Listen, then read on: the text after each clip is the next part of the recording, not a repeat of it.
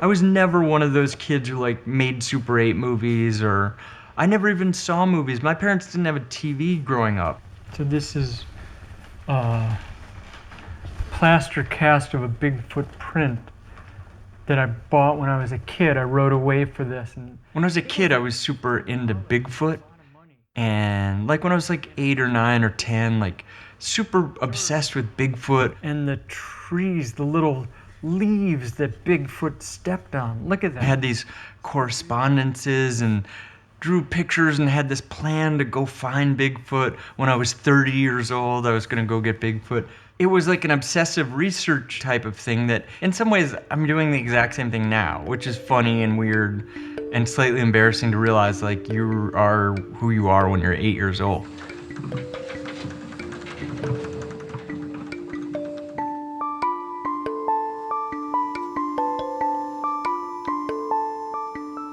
I'm an independent documentary filmmaker.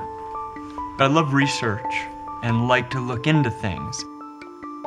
Most of the time it just comes and goes, but sometimes months later I'll still be feeling something about it.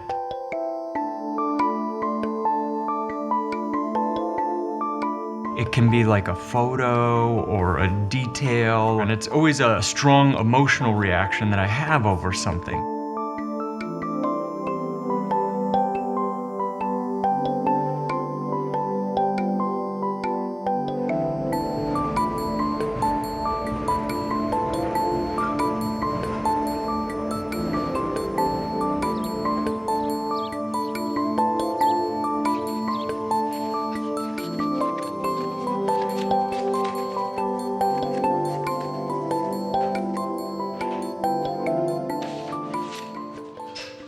I came across this Senate report. In the middle were a couple pages that were photographs of all the people in the Weather Underground. It was almost like this little high school yearbook or something. I looked at the photos and was just totally taken with them. This is an amazing photo, I think. Look at her face. She's totally fierce, you know, this expression. That moment of seeing those photos just got me. You know, when you think of the 60s, you think of smiley hippies with flowers in their hair. And these were like people with short, greasy hair. And they looked mean and hard. But then also, I looked and I could see these are like middle-class white kids making themselves look hard, you know? It's 2.5 weeks since Fred Hampton was murdered by the pigs who own this city. I sensed something about them that kind of intrigued me, and the project literally snowballed out of that. That was the kind of spark. Hello, this is the first communication from the Weatherman Underground. I'm going to read a declaration of a state of war. Every film I've made has some little detail that is the seed of it or genesis of it. And often it's a long time before I understand what that was about. Why did that get me like that? Or why did that resonate with me? In some ways, making the film is the way to figure that out.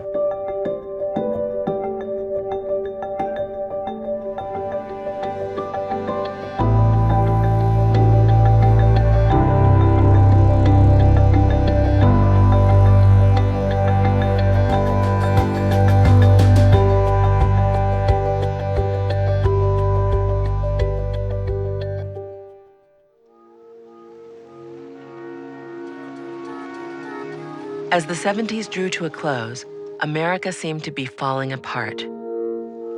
So I grew up in Michigan in the 80s. There was a lot of like the 60s still around, the embers of it. But there was also like a very intense cynicism. Profit. And I'm proud of that. If you can gain profit, that's even better. And that's not a dirty word. I think a lot of my work has been trying to reconcile those two ideas. 4, 5, 6. This thing right here is the Esperanto flag. Esperanto had its own language, obviously, and flag, and you know, it's just like this beautiful dream. Mi parolas Esperanto. Kaj mi estas komencanta. Estas de Nov Kaledonio. originale de Hungario. I think certainly behind Esperanto is a notion of the fundamental goodness of humanity. I do know I've made enough films to see patterns. There's kind of themes of a certain hopeful idealism and a utopian desire and longing versus a melancholy and sadness about the world. And I think a lot of that comes out of that time and place. The Weather Underground for sure was that. That was looking at the wreckage of the 60s and trying to find some kind of hopefulness. Not a cotton candy hopefulness, but a sober hopefulness. Some of it comes out of a sort of wistfulness or melancholy that I think everybody has, an emotional palette that is ingrained in them and certain things resonate. And probably some kind of like Eastern European Jewish sadness is ingrained in me.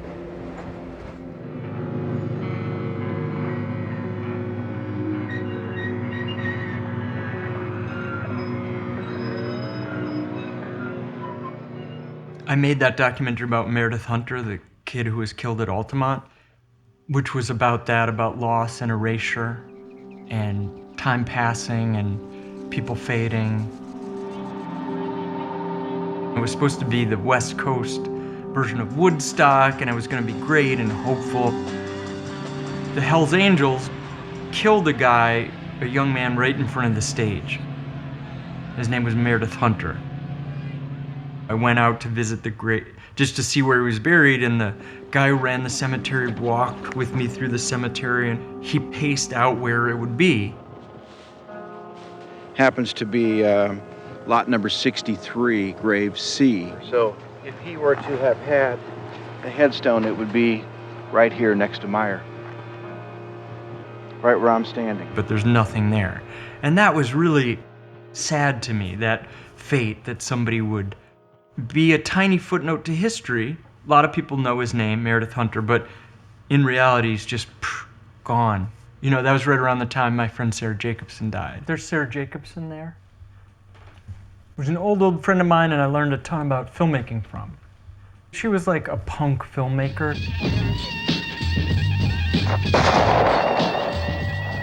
She had learned a lot from the music world and brought it to film.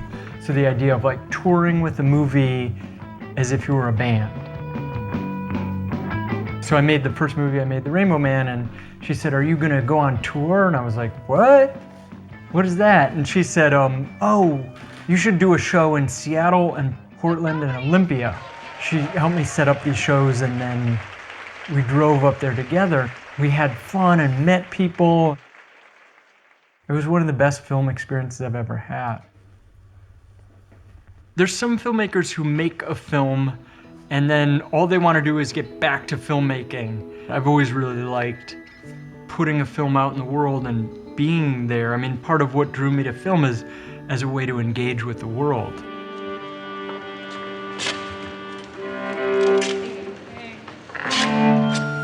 The past 8 years, I think, I've been making what I call live documentaries. So it's all the elements of a film, but it happens live. Test 1, 2, 3. There are images up on a screen. Where was it and what was it? I'm standing on the stage narrating, and a band or some sort of musical group plays a soundtrack live. I could listen to this one all day. It's such a beautiful song. What I have a problem with in this one, So just remember, you don't come on until he says Cronus Quartet. You can't stream it on Netflix, you can't watch it on YouTube, it's not on Hulu. It only happens when we show up and you come to a theater and perform it live. Hello, San Francisco. I've gathered together a bunch of things on this computer. It is a movie, but the timing is very flexible. It's really interesting because you and the audience are making the piece together. There's a charge that comes from that is part of the live stuff that I like a lot. So now all we need to make this happen is the Kronos Quartet.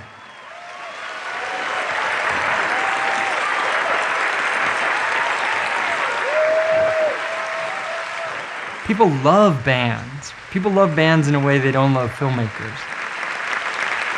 When they come out, people are psyched.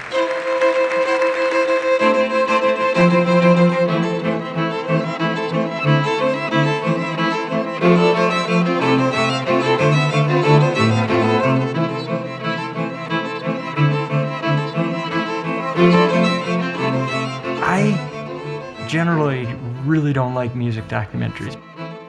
In a regular documentary about Kronos, it would be the story of the quartet with little pieces of music along the way to illustrate things. You have expectations of a form. If the music goes for more than 20 or 30 seconds, it's too long. That's too much. With a live cinema piece, I could have the music really be at the center of it. I could make a piece about them that was built around 12 or 15 pieces of their music that had narrative around them. We had the radio on late one night, and all of a sudden I started hearing this incredibly wonderful. So, for example, they were founded when David Harrington heard this piece of music and was so taken that he sent away for the score. What instruments were playing. I didn't know that it was a string quartet. I decided at that moment I'm going to get a group together and we are going to learn how to play that piece.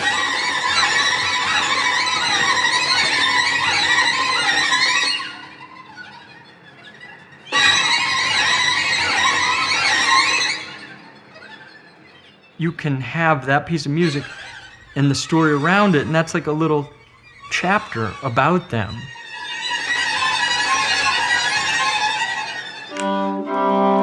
Sold out, which is great. Down the street. But the downside is... Okay, so this for me is really helpful to go through it just to kind of get it back. And I don't know, if, for you guys, maybe not.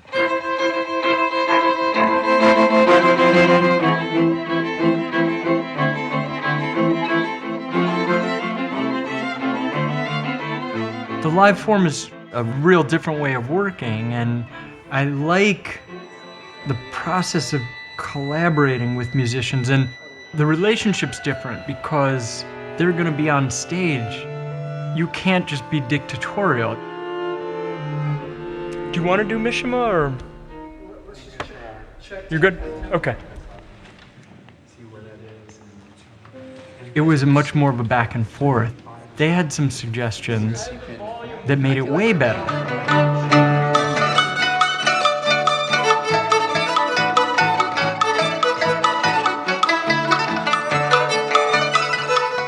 With this piece in particular, there's certain things that I was able to do that I'd never sort of thought of before. So, one, for example, is having Kronos do a duet with somebody on the screen.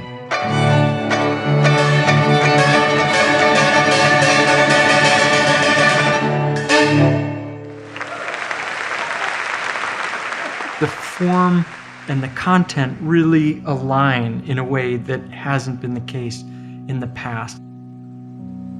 We have not created the bulletproof piece of music that will prevent harm from happening. I knew that I wanted to make a film that was a portrait of Kronos, but used that to access bigger ideas. I did an audio interview with David, and I asked him something like, what are you trying to do with your music, or something like that. He has a whole litany of things, like a grandparent can wrap around their kids. There was this idea that music could actually keep people safe. And I spend every minute of my waking life trying to find that. That's our job. It struck me, and also it was this completely utopian idea. You know, it's like, that's never gonna work. But obviously this thing drives him. Yeah, that's correct. Yeah. It was utopian in a way that I like, and reminded me of a quote from the writer Eduardo Galeano. He said, utopia is like the horizon. You walk 2 steps and it recedes 2 steps. You walk 10 steps and it recedes 10 steps. So then what is utopia for? It's for that, the walking. That evokes all sorts of ideas about art and what art can do, and those are great themes. That transcends Chronos, but you can use Chronos to access those ideas. We shot a lot with Terry Riley, who I love. Terry Riley's this composer, and he lives in Northern California, way off in the country.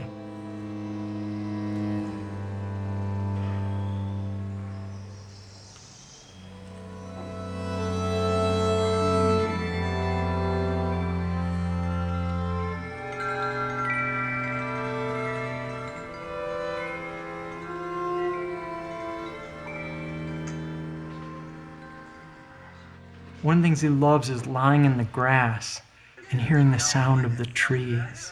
I loved it. He was so great in that. And we were walking around filming him, and he said, you want me to lie down over there? And we were like, hell yeah.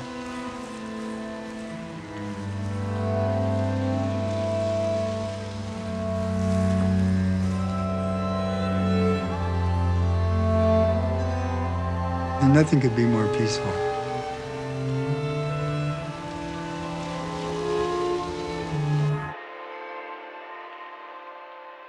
This is my dad. My dad was an architect. This was an apartment building he designed, and so when he built it, they planted trees, and this was a tree, you know, that had grown all that. Tree's still there, my dad's gone.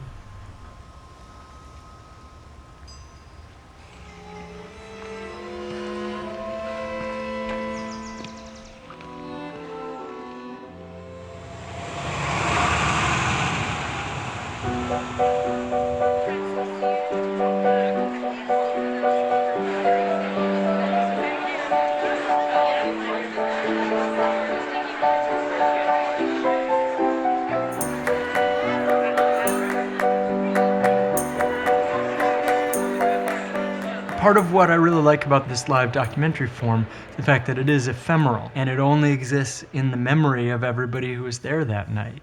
And I like that for a couple reasons. One, because in the context of the world now and the fact that we can watch any movie we want at any time as a response to that.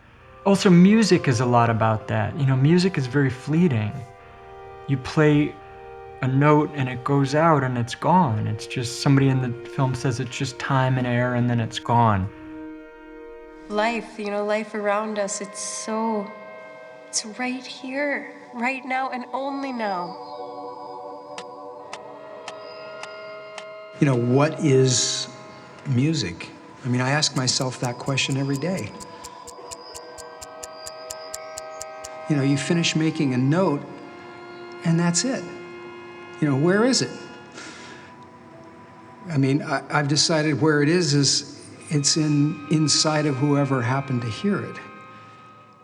We're all just here and then we're gonna be gone, and we've all known people who have gone, and time passes, and there's something very profound about that. It's at the heart of our experience of the world. It makes me think that 200 years from now, in 2218, somebody will be playing this violin somewhere and have no idea of any of this history or this moment or any of us.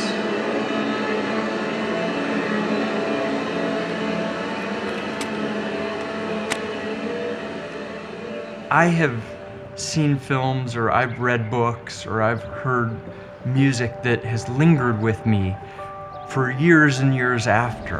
And in some ways that changes you, that becomes a part of you. With my own work, that's the highest aspiration I would have, that you make something that sticks with people and lingers with them and somehow becomes a part of them and in some tiny way changes them.